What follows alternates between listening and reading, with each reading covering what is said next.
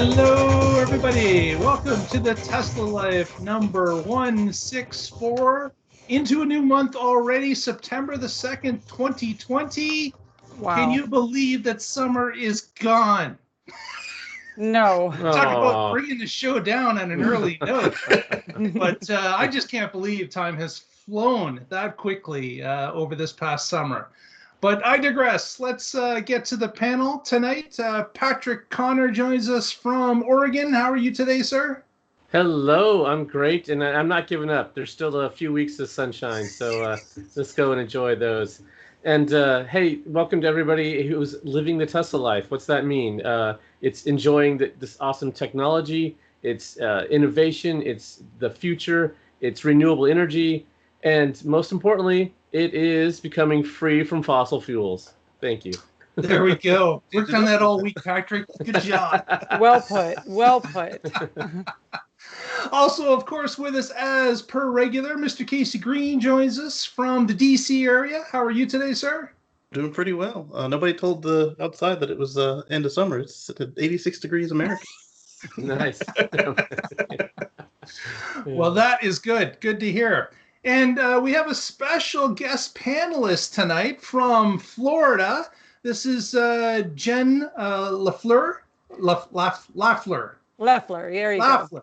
Lefelar. Joining us tonight. How are you tonight, Jennifer? I'm good. I'm good. Very excited to be here as part of the Tesla Life. So thank you for the invitation. Oh, well, thank you for joining us. We're looking forward to what you can share with the group. I'm sure you've got some experiences that we'll get into as the show goes. Thank you yes. very much. Thank you. And here, by the way, I'm in close to Key West in Big Pine Key, Florida. It's like endless summer here. We have about like a week of winter.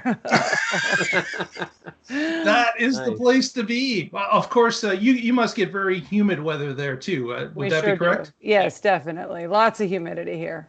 Okay. And wind. Lots of wind. And wind. Yes.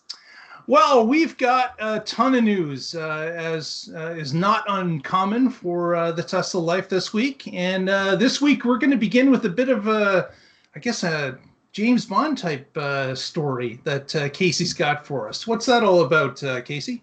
Got ourselves a little bit of corporate espionage going on. But it's not between corporates. It's the Russian government versus Tesla.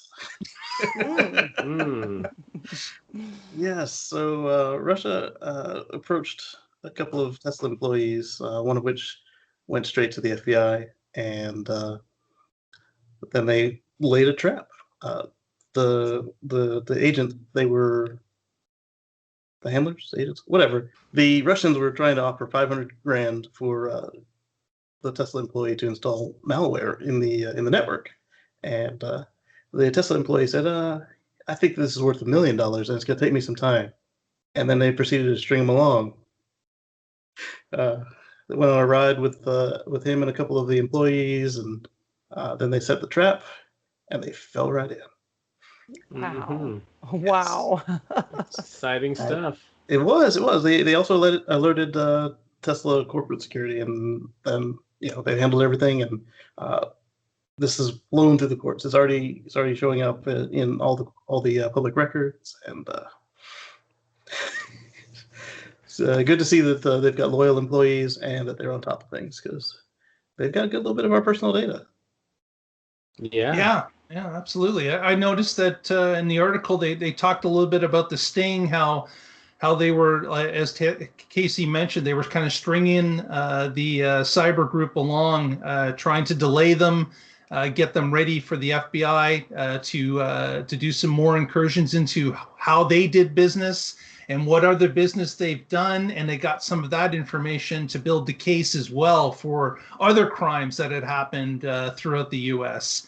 And what was really interesting was that when it came down to the first payment, supposed to be $500,000, the Russian group, apparently, the one individual that was in Las Vegas area, he had delayed the payment and told the Tesla employee that they were going to put this on ice for a little bit longer. And that night, that particular person started to head across the desert, heading to Los Angeles, where apparently a plane ticket awaited him to get out of the country. So he had been somehow alerted, or his spidey senses were tingling that it was time to leave Dodge before it got real bad. And the FBI, of course, knowing where he was going, were waiting for him at the airport where the arrest was made, or close to the airport. So interesting story, James Bond like, where they're chasing criminals across between states. And what was really cool is they were able to get some information about other crimes that they had committed. So that particular person is going to be implicated into those other crimes as well. So I think it was another firm paid $4 million for their data to be given back to them. So I don't know if they'll ever get the money back, but at least they're getting the ringleader out of the mix, who actually performed it or had the operation under his wing. Yeah, one of the interesting points they pointed out was where the guy's like, "Oh, we've never paid that much before. I'll have to go run that up the flagpole." Yeah, exactly. And I'm wondering if the delay was really just that they couldn't get the $1 million together. Because he's like, cash up front, half now, half later. And they said yes, and then it all went sideways for them. And the real question is, did the Tesla Gigafactory employee get a raise or a promotion? I hope so. Yeah, hopefully at least a bonus. Because they definitely did the right thing, and it's being able to help with the apprehension of the criminals, certainly a star on top of their file. So hopefully they got some just reward for their actions and what they did. And maybe a Tesla Integrity Award certificate, Employee of the Week. Yeah, gold star. You're exempt from any of the 10% cuts. It does certainly sound like a movie. Wow. I mean, you can't make that up. Exactly. Not all that far off from the plot of the Starman comic, where Big Oil strikes back, and they had spies going into Tesla and trying to steal secrets. And anyway. Yeah. It could be a new episode for the Starman comic, couldn't it? It's right up their alley. Yeah. Eli, are you listening? He's got to be watching, right? Of course. Oh, very good, very good. Well, Patrick's got the next story about a connection between what's on his shirt and the Dodge Ram top of the line vehicle, the TRX. What do you got there, Patrick? Yeah, so this is a TesLaRati article, and there were some folks that were looking at how the Tesla Cybertruck stacks up against other trucks that are offered in the industry right now, and it is really good. One of the things, so trucks used to be this workhorse item, and they were relatively affordable, but the automakers realized that these were profit centers, and they've been ticking the price up. And sure, adding a few features here and there and some luxury items and some extra doors and things and funky tailgates. But as the prices have gone higher and higher, this has really opened the door for Tesla, who's coming in. The lowest end version Cybertruck is less than $40,000, and even the high-end tri-motor version is only $70,000, maybe $80,000 if you throw in autopilot and some other stuff. But comparing it to the truck that you specifically mentioned there, the Ram 1500 TRX, in some cases that one's over $80,000, $82,000 if you get wheel upgrades and some other stuff. So this just really makes the Cybertruck look like a great alternative. If you're looking at towing capacity or torque or 0 to 60 times, it's ticking off a lot of boxes of being best in class. So it's really exciting. Obviously, I'm excited for the Cybertruck to come out and see how the rest of the industry responds to it. Absolutely, it's interesting that even in this article they outlined that the TRX will probably be the first of the three to breach $100,000.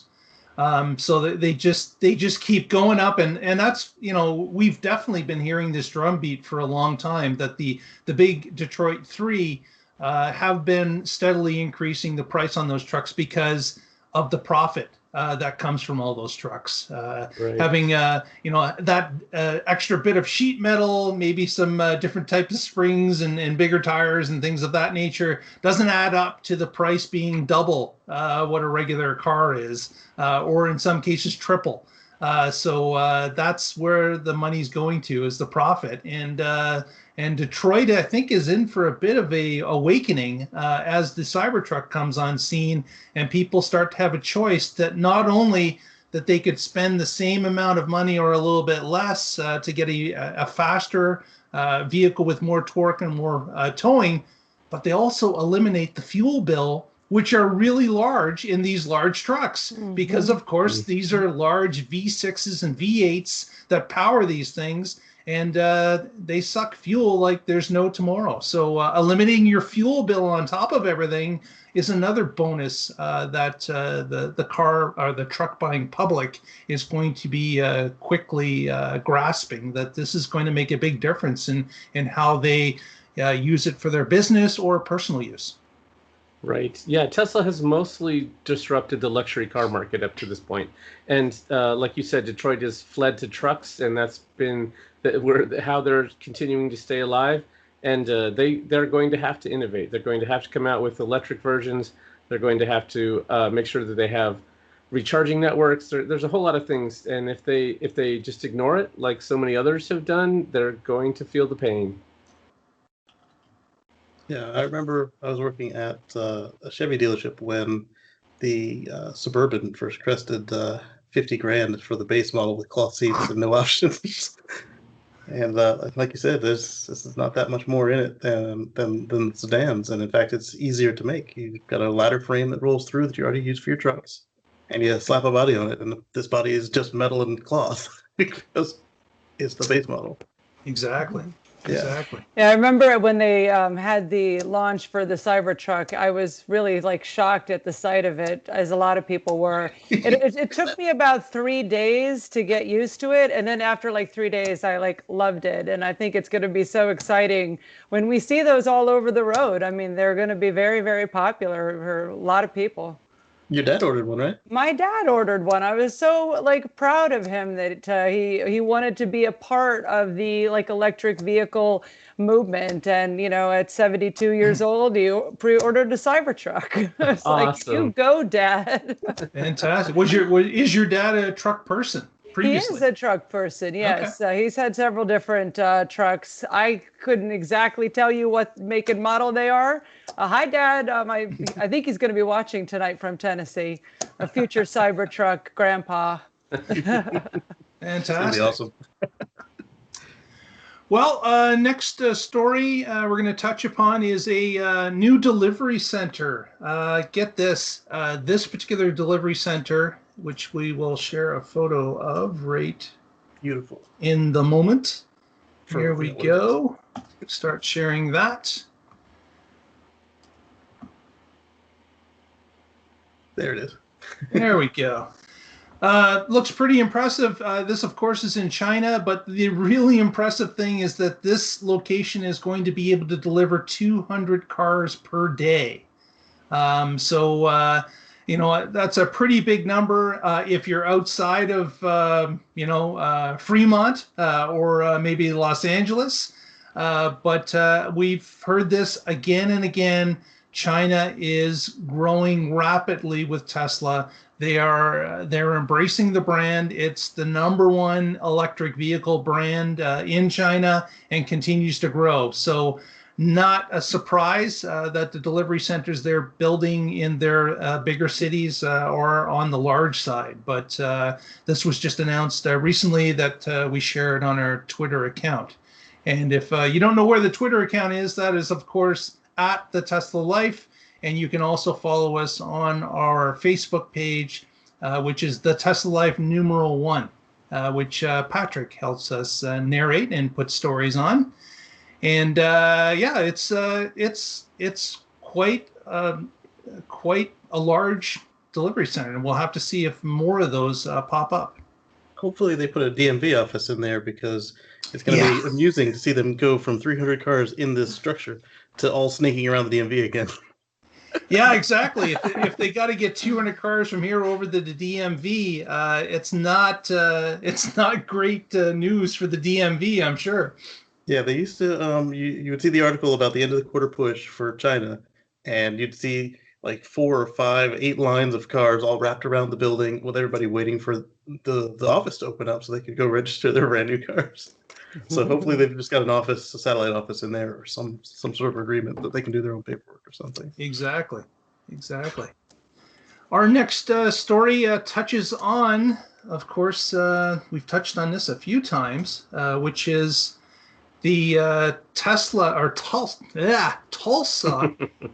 city has, of course, they erected a monument to Tesla. And we'll see that quick share here. You guys seeing the photo now? Yep. Yeah. Okay.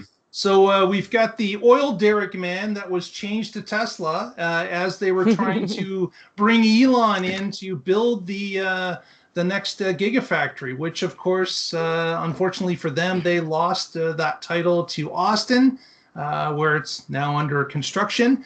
But the good news is that Tesla has decided to open a service center in Tulsa, which will help with owners around. And our own Evan Fusco applauded loudly on Twitter after he heard that it was going to open, because that's going to bring service closer to Evan, who is in southwest Missouri, not too far from Tulsa.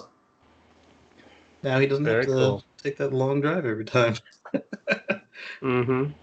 That's right. Now, I'm not sure where Evan was going previously, but based on his enthusiasm, it probably was far. It's probably worse than me in Charleston with that 4-hour each way garbage. That's dedication to the brand when there's no service center near you and you're willing to take it on. And there's some things mobile can do, but not everything. Well, when he got his first one, there was no mobile, so he was driving that regularly in the beginning. Yeah, I was just going to ask, because our nearest service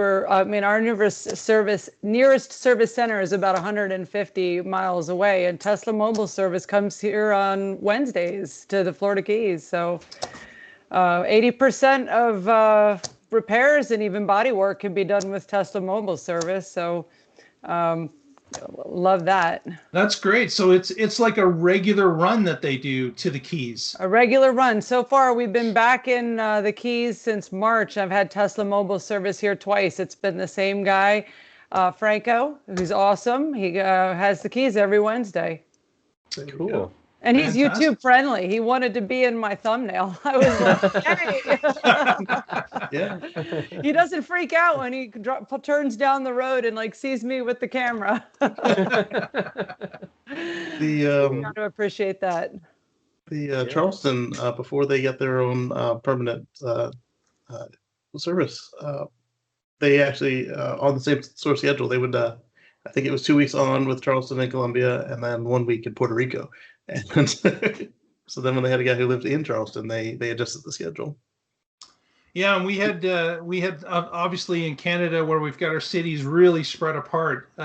You had Tesla people from Toronto flying out to Winnipeg, Manitoba, which is it's over 1,000 kilometers, and they would spend a week in the big city. They'd have their parts shipped ahead of time, and they had their jobs all lined up and let people know that they were going to be in the city for a week and a half or 2 weeks, and would service everyone and then come back in another quarter for the same thing. I was spoiled. I was spoiled because Tesla had a service center in Tigard, and it was just in a lease building, and that was not that far from my house at all. So it was nice and easy. Then they built one in the Portland South waterfront, and it's a much nicer building, but a longer drive. But still nothing. I mean, like it's 10 miles versus what Evan's been doing. And you're still in the mobile region, right? I know some people are near a service center that are somehow out of the circle. How does that work? Yeah. Yeah, one of the mobile guys was he lived not far from me, and so he said, whenever you want to schedule something, just schedule it late in the day, and that way it's on my way home. And then he has a short commute home after. So yeah, he loved it when I scheduled something. I bet. And in my situation, when I ordered my car, they were building a Tesla service center right in Kitchener, which is about 6 miles away from my house. So I'm spoiled as well. Nice, very nice. Yeah. Yeah, we just got a new one opened up around the corner in Sterling. Yeah, and they're on a bit of a real estate grab. So they are, especially in the bigger cities where they're seeing, and that's the beauty of Tesla, is that they know where their customers are. So they know where the concentrations are. They know what cars are in those concentrations, and they can build to suit to service those customers. So we hope that the rollout continues not only with superchargers, but with service centers, which of course are going to become more and more imperative as the fleet gets older. Yeah, and yeah, with the dealership model, you don't have, like, if Toyota wants or Ford or whoever wants a new service center, well, they have to somehow just maybe put out some incentives and hope a dealership opens there, but they can't just do like Tesla, just open one and say, hey, this is for our customers. Yeah, exactly. I'm not going to hold my breath that Key West is going to get a service like this. So I was so relieved when I heard that Tesla mobile service, went that far. Now, we are supposedly getting superchargers in Key West. Right now, the closest superchargers are in Marathon, which is 50 miles away. Now, they've got destination chargers, of course, but... Don't you have a supercharger on the Keys? Isn't it near an airport? Yes, it's near the Marathon Airport, which is about halfway from the mainland down to Key West. So that's like 50 miles from Key West, yes. Okay. So... That's for, of course, the tourists making that run to Key West to get that photo by the big bell or whatever it is at the end. Exactly. Yeah. So I think with everybody's range, you can get, obviously, from Marathon to Key West and back. And people who go to Key West to stay longer, there's lots of destination chargers there. Yeah. But there are somewhere in Key West, there are future superchargers. Carly and I have been trying to find them, and we can't find them. We've been looking. Is there a Target down there? Because they have a deal with the Target. I saw that. Yeah. We have no Target in the Florida Keys. We have no Walmart in the Florida Keys. We have Amazon in the Florida Keys. Amazon boxes show up at our house 3 times a day. So can't get any supercharging with Amazon yet.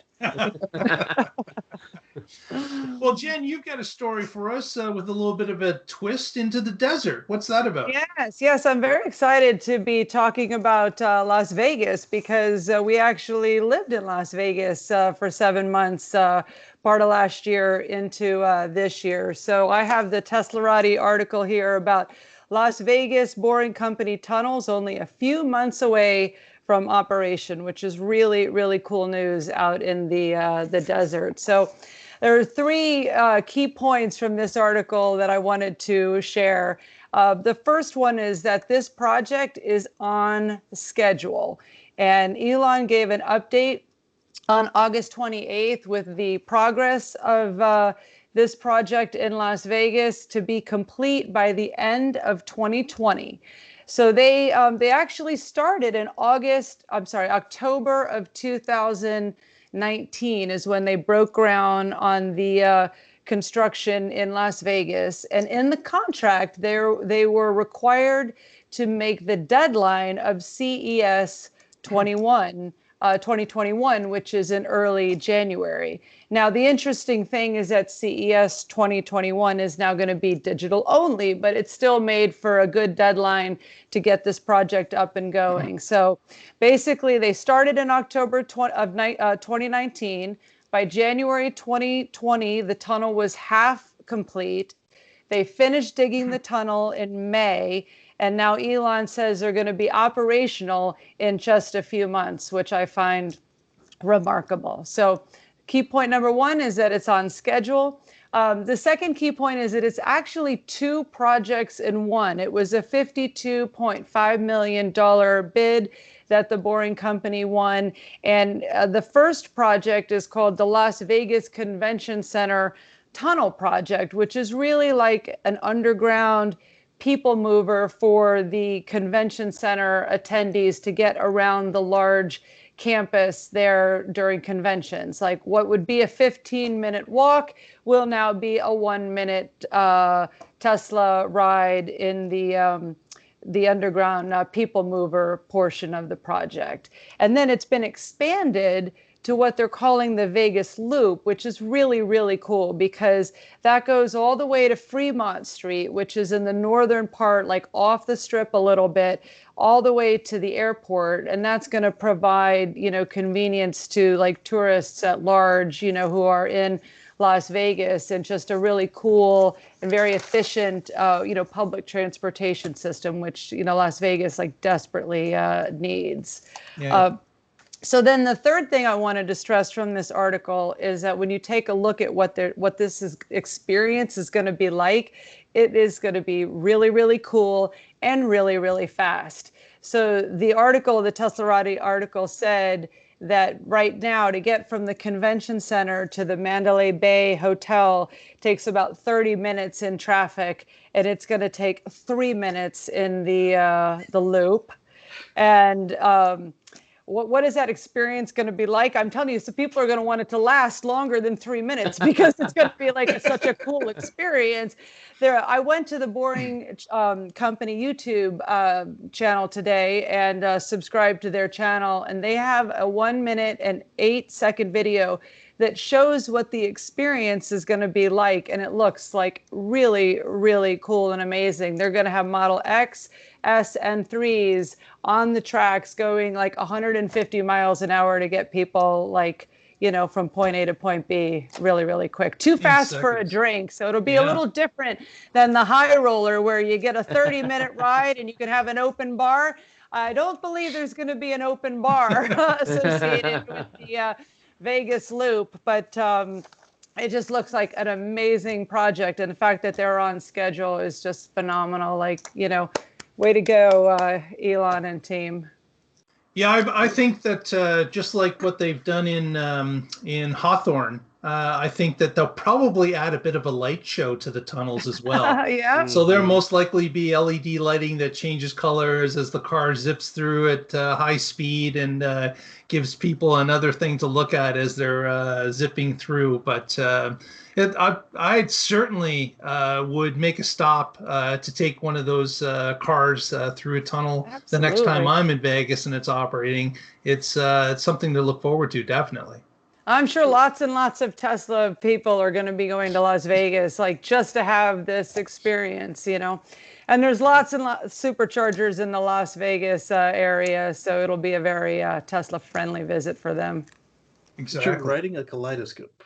Yeah, exactly. And this whole thing, like, think about the Boring Company basically like started as like a joke for Elon. I mean, it went from being a joke to being like a hobby to being like what it is today and what it's becoming and how it's changing like public transportation for the better. It's like really incredible story. Why am I not surprised though? That's what Elon does. Yeah, absolutely. Russell says allegedly. Allegedly. Yeah. I don't. This is my first episode here. I don't know what that means. That must be some sort of inside joke. Russell, he likes to say that this is an alleged project. Russell from our sister show. Gotcha. Of course, is What Drives Us. So. Gotcha. Okay. Russell likes to err on the side of more conservative when it comes to the Boring Company's projects.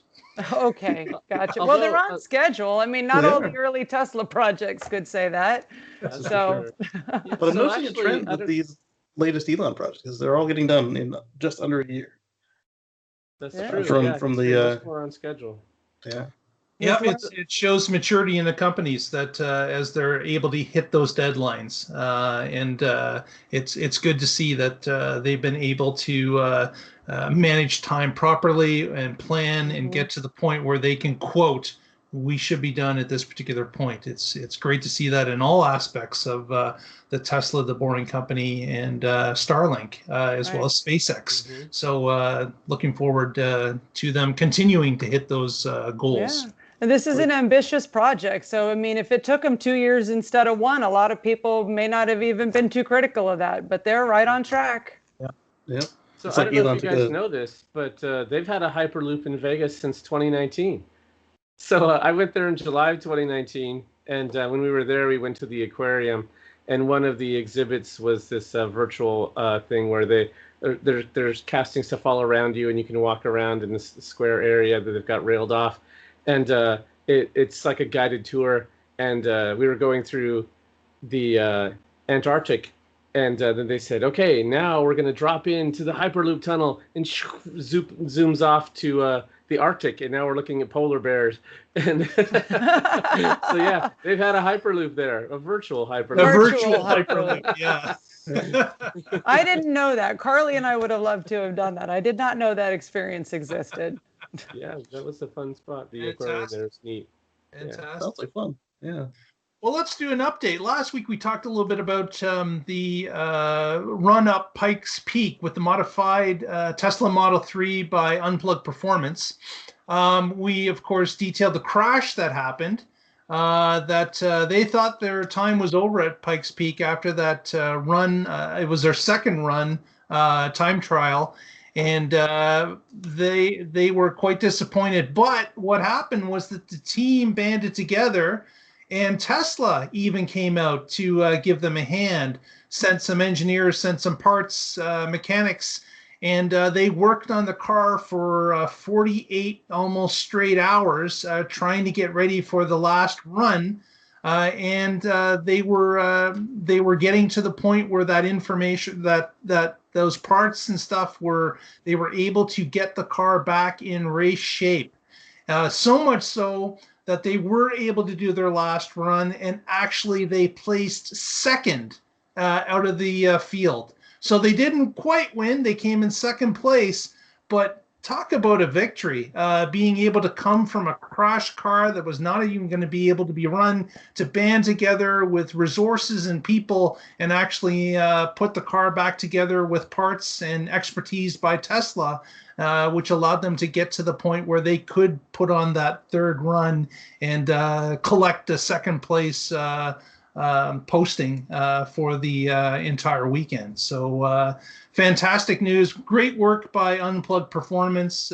Great work by Tesla helping, giving a helping hand and getting in there. And because, as Patrick has said in the past, these records are going to start to fall to electric cars across the board because of the better torque, the faster car, the advantages that it has. And on Pikes Peak, of course, the lack of oxygen does not affect the Tesla motor nor its battery like it does internal combustion car. Although if you do watch the video, which we'll have a link in the notes, you will notice that at the start of the second run, a person reaching in and turning on an oxygen bottle that's mounted to the passenger seat, and I was going, "Why is that?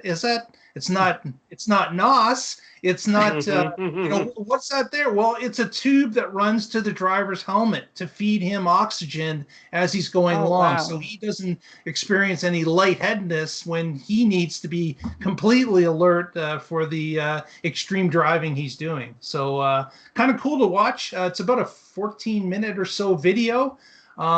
That is one wild road that they take up that Colorado mountain. Yeah. And the other team that crashed that week, they did not. They had a quick interview where they could see their car in the trailer, and they said they could have attempted, but they didn't have the same resources that Unplugged had, like a whole spare car they went out and bought at the last minute and put together. So they didn't want to, safety first, and so they didn't want to risk getting it all together and making it look good, and then finding out that it wasn't good. So they're going to just try back next year. And so Unplugged, and then the third Tesla, I think that was the completely stock one. They all finished the race, and it's amazing. What was it, second and fourth, or second and third they got? I thought that the unmodified Tesla won in this category. Okay. In fact, it even beat the modified car's time by a few seconds. Awesome. Yeah, I was referring to the Unplugged car. That was the story was about. Yes. Yeah, Unplugged. Second, yeah. The Unplugged performance car was the modified car, and they came in second. And it was amazing. There were some people on that team that were up for 48 hours trying to get the car repaired after the crash, and that's real dedication and just the fact that they got it back on the road and even finished the race alone, coming second, is awesome. When you're down to the wire and at the last minute, like, okay, let me screw this down before you go. Yes. I'm curious how long it took them to get that car though. Wow. They put a call out and then they just rushed it in and like, oh wow, I got a whole other car. And they started. So the reason they didn't just move all the performance parts to the new car was you have to finish with the car you started with. So basically, anything that was broken on the original car, they moved from the new car. So that was an incredible effort. Absolutely. So we'll look forward again to next year as they get ready, and of course the experience adds to the teams as they experience it for a second year, and hopefully they can claim that #1 title in the modification. Another interesting thing, if you do watch the video, is how much noise the car generates, because of course they've stripped everything out of the car. All the interior cloth, the door coverings, the seats, everything is stripped, and this thing is just it's rattling and making crazy noises of the gravel coming up with the tires and spinning around. Like it's amazing that if you own a Tesla, how quiet they are, and this video is like the complete opposite. So it's fun to watch just for the comparison. But as you look around the cabin, the only thing that looks like a Model 3 is the center console screen. Everything else looks completely out of place. It looks like you're not in a Tesla. The steering wheels. The steering wheel is even modified. The horn has been removed to save weight. Like, it's incredible. It's incredible. But on to our next story. Back to China. And what was caught recently on the roads was that a Model Y was caught. Oh, and it switched photos on me. Here we go. Say about 3 feet above the road.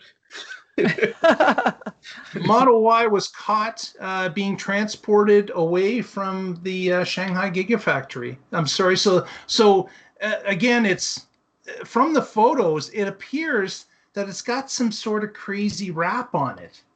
And that's unusual too, because of course, Tesla's really never wrapped their cars in something that kind of disguises it.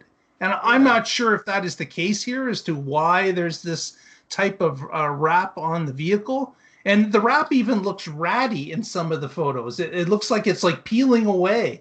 But the basic car obviously is a Model Y. The shape is correct. And of course, it was cited being moved from Gigafactory Shanghai. So it certainly looks like. Is that wrap supposed to make it look like a beat up old car? Like sometimes you see those like bullet holes in the side of cars. Yeah. And I'm like, it looked funny, that wrap. Yeah. So not sure why it looks that way, but again, we've known that the Model Y is coming to China. We know that there was an entire building and assembly line built especially for the Model Y. They're obviously going to start rolling off the lines fairly soon. But here's one of the first, I guess, alphas possibly that have been made. That why it's being transferred away, who knows? But I am sure that the Model Ys will start to roll off the production line fairly soon after the alphas are complete. Yeah, it's very rare for Tesla to wrap a car. I mean, some of the early Model X's were wrapped, and they did put some disguises on the plaid Model S's, but they typically, you don't even see them because you can test them indoors because you don't have to worry about killing your employees. But I'm wondering, remember the Chinese Gigafactory is the first one with the new paint shop. I'm wondering if it's hiding a new color. Oh. Or possibly practice wrap from the new wrap shop. Well, maybe they want I us hope that's not one of the new wraps. I really hope that's not a new wrap. Disguised car wrap. Clearly, they want people to talk about it, or they just would have put a car cover on the car altogether, right? Yeah. Exactly. And we're talking about it. We are. I'm wondering if it was going off to get certified with either the regulation board or to get crash tested or any number of things. Exactly. Well, let's touch on the other big news from Elon and his multiple companies that we've been touching on here today. Of course, the Neuralink was had a demonstration that happened earlier in the week, and Elon called this the Three Little Pigs demo. And it made sense because they had three pigs that were in different, I guess we had a normal pig that had nothing done to it. And the system they had was examining its brain waves to see what it looked like. Then they had a pig that had an implant of the neural responder, which is, and it's about the size of, it looked like maybe a quarter, and its thickness of about 8 millimeters, implanted in that pig and then removed from that pig. And he was sewed up, and the pig again appeared normal based on its brain waves and what could be monitored from the outside. And then the third pig had the actual Neuralink transponder embedded in that pig, and they were showing live feeds from the pig as to what the brain waves were doing, and it was recording this. And then they went on to another demo where they had this pig on a what was it, an exercise treadmill. Yeah, a treadmill. Pig on a treadmill. And they had a little bowl of food so the pig would stay on the treadmill and kind of eat and walk at the same time.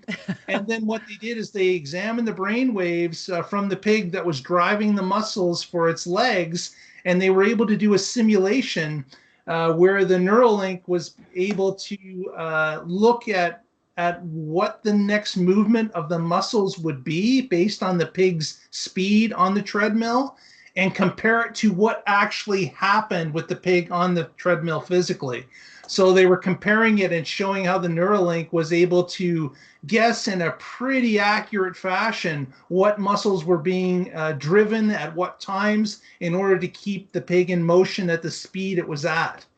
So Elon went on to discuss more about the possibilities of the Neuralink, but again, in the beginning, this is looking to help people with disabilities. It's looking to help reconnect people to their own bodies where links have been severed, or where a disease has stopped the firing of neurons to be connected to spinal cords and other things. And this is really early in the research. They were just trying to show that this new device that, of course, was even smaller than the one that was shown a year or plus ago, this device will now be able to charge wirelessly while you sleep, and can be embedded in your skull, which is about 10 millimeters thick. So this will actually sit in the skull and not affect anything. You don't have to worry about it falling out of place. You don't have to worry about it protruding from your head. It is flush with your skull and will allow people to live a normal life with it implanted. So really interesting stuff. We do have a 14-minute synopsis video that is in the notes. And if you wanted to take the short run through it, certainly it would be a video to watch. Yeah, they made some incredible progress with it. I mean, because last year's model had a USB-C port you'd have to plug in up there. And they eventually got it down to like a little behind the ear, like a hearing aid, like the hearing aid batteries. And now it's all internal. You charge it wirelessly. And this is going to be great for restoring people the ability to walk, or just stabilize their limbs if they have like Parkinson's or something. And even restoring the ability to communicate and see closer to what they used to be able to see before their eyes had failure. And this is incredible.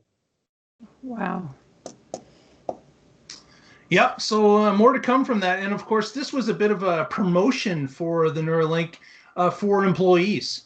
They were saying, listen, if you've been able to excel in these departments and would like a new challenge, we're here and we want you. So it was kind of an employment advertisement as well, kind of rolled into that demonstration, which makes complete sense for people that are looking for a new challenge and to work on something that has implementations, like it has things that will help humanity and bring meaning to people's lives. So excellent demonstration, and I look forward to the next one.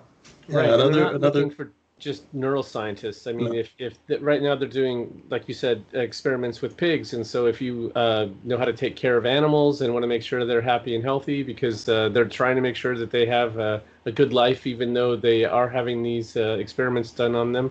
I mean, they showed Gertrude and the way that they're doing things, it's all with reward-based system, not punishment. And so that when they want the pig to get on the treadmill, they encourage it with food. And if the pig wants to get off the treadmill, then it does. Hey, who wants to get on the treadmill? And then whoever volunteers, they get their stuff. Yep, exactly. But they didn't discourage the idea of cosmetic, but they did say that that's not the target right now. They've almost got their FDA approval to do human trials, and so they need volunteers to just like the animals are volunteering. They need some human volunteers to that have some disabilities to come in and see if they can't help improve your quality of life. And the machine that they use to do this is incredible. Like, because they said that the head neurosurgeon said the machine is that much better than he is, and it just weaves them in there to the point that you don't even bleed when it's reaching in there. So much better than last year's machine, just like last year's product was so much better than the experiments before that. Yeah, so exactly. On to our next story, Sandy Munro, which of course we've reported on many times throughout the last year with his different experiments with the Model 3 and videos that he's been publishing about what he has found. He had a bit of a run-in with some TesLaQ investors or detractors or whatever you want to call them. They were basically promoting the idea that Sandy was being bought and paid for by Tesla. And that's why Sandy had changed his tune so much from the early days of the Model 3 to what he had found with the Model Y. And Sandy, of course, an independent business person with Monroe and Associates, he has to be impartial because that's his business. He is actually selling information that he puts together based on his experience of tearing cars apart and logging information about what these cars actually are made of and the different components, the costs, the structure, what the battery systems are, what the all the different things that put a car together. He has to be impartial because people are buying his reports based on him being the judge in the middle, being able to see what's good and what's bad and report evenly on both. So Sandy was so dismayed with some of the comments being made that he has actually started to put together a counter lawsuit against some of the TesLaQ people specifically who have put these rumors out on the internet, on social media. Again, it's not a surprise here. We've seen the TesLaQ community, people certainly that are on the fringe do crazy stuff. We've heard about crazy things happening, and this just is another piece of that puzzle. What's unfortunate is that they're not even seeing what's going on in Tesla today. They're not seeing that, hey, those old adages that Tesla is falling apart, that they're building incompetent cars, that they're hurting people, that this information, they're killing people in their plants. Like, all this stuff is just fake news and has been fake news from the beginning. And it's unfortunate that some people are just stuck to this train of thought and can't shake it. We've seen some of the investors, do a 180 based on what they've seen Tesla do. They can see that, they're not going to fold. They're not going to run out of money. They have the ability now to bring in as much capital as they want. And that's not going to change in the near future that we can see at all. So again, what's unfortunate is some of these people are just stuck in these lies and they can't see the forest through the trees. Yeah, it's like they completely ignored the fact that Sandy and his crew, they overpaid for this Model Y to get it from a third-party dealer to make sure that Tesla didn't know who was getting it, so they didn't give him a good one. Yeah. I mean, especially prepared one, I should say, not that it wasn't good. And I worked with a guy who was sure that Tesla was lying on their reports that they're filing with the SEC, and I'm like, why would they go through all that effort? I mean, the punishment for doing that is not worth the conspiracy. It's severe. Yeah. Yeah. Mm-hmm. Yeah. You lie to the regulator, you're out. Yeah. There were many years where Tesla was not profitable, and that didn't stop people from investing or buying their products. So yeah, why would they need to lie about that? And then even when they are profitable, you hear, well, it's only because of these regulatory credits, or it's only because of this, or it'll never last, or demand will fade, and you can just keep making excuses, and you'll keep being wrong. Mm-hmm. and even if you cut out the regulatory credits, I'm sorry. No, haters are gonna hate. I mean, Yeah. it's like, and they're just not looking at the Tesla of today. I mean, it's not the same Tesla it was 5 years ago. I mean, from a profitability perspective, and company just keeps getting better and better, and they look at actual problems and they fix them. I mean, not a lot of companies do that. Yeah. Like even Sandy called it out. Like in the video where he's explaining this, he's like, "Hey, here's the Octovalve," and he's like, "All right." So one of the customers came through and he looked at their Octovalve, and it already had 13 new revisions to it. Right, where he said he'd be lucky if he could get one revision through a company like Ford in a year. Yeah. Exactly. Yeah. Well, that kind of dovetails into our next story that Patrick's got about Tesla capital raise. What's going on there? Yeah, you did say that Tesla could raise capital, and here's a story talking about exactly that. So they have filed paperwork to allow them to raise up to $5 billion in capital. And as you guys have all seen, this year the stock has gone crazy, and the fact that they've put this out, I think, is great. And yes, they raised $2 billion back in February. Well, the stock has moved a lot since February. And the other cool thing about this is it's not just with their other raise, they said we are going to raise $2 billion worth. This one is up to $5 billion at their discretion, and it's at an at-market price. So whenever they see that there's a good time for them to put more stock out on the market, minimizing the impact to shareholders, or because the stock is going up for some reason, they can do that.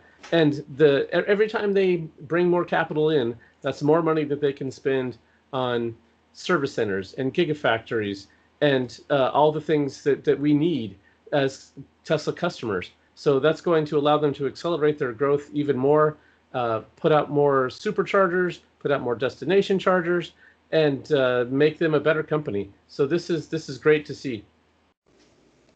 Absolutely. And of course, what I like, Patrick, is that, like you said, it's at their discretion. They are now at a point where they are financially sound and have been for some time. And the ability to raise capital, even though it's not required, it's probably good to raise capital when you can. When the sun is out is when you play. Get that extra capital. You don't want to be trying to get capital when a storm rolls in. So Right. Fantastic to be able to raise it on your own terms, basically. Here's a little bit of speculation on this, and I have no evidence for this, so I'm couching it as speculation. But we know that there's a chance they could become part of the S&P 500 soon. And when they do, there are a lot of indexes that are going to be required to buy this stock. And if they can buy it from Tesla directly instead of from the float, then that's going to allow them to get it without driving the stock price crazy on the market. Especially since this the stock that goes into these indexes is not going to be float, it's going to be locked up. Tesla could sell it to them, and that would give Tesla capital without having a big dilution impact on the market, and without reducing the price of the shares I'm holding. That's why I like this idea. Which is a big plus for you, absolutely. And it's another fortuitous timing in that no matter who wins with our political circus show, every time there is an election, it tends to have a little bit of a dip at the uncertainty because they don't know who is incoming or who's staying and how that's going to affect business. And so the whole market, you'll usually see it get a little unstable right about that time. And so if they can get some cash and weather it while their competitors are continuing to struggle thanks to current events, pandemic, etc., why not strengthen their position? Absolutely. Yeah, and since we're talking about stock, we have to give our regular disclaimer. Yes. This is not stock advice. Don't take stock advice from people on the internet, especially not us. Particularly not us. We have no fiduciary duty to you. Yeah, and I sold my Tesla stock in March of 2019 to buy a Tesla. And I did the math earlier today on what that. You don't want to do the math. It was 25 shares, and if I still had that stock today, it's $52,000 that I lost by selling my Tesla stock. Oh my goodness! Tesla. And I said to my husband, why didn't we get that down payment money somewhere else? Oh my goodness! I would still rather have Tesla. That's horrible math. They're trying to. I would figure that out in my head roughly and just walk away. I would not do the final figures.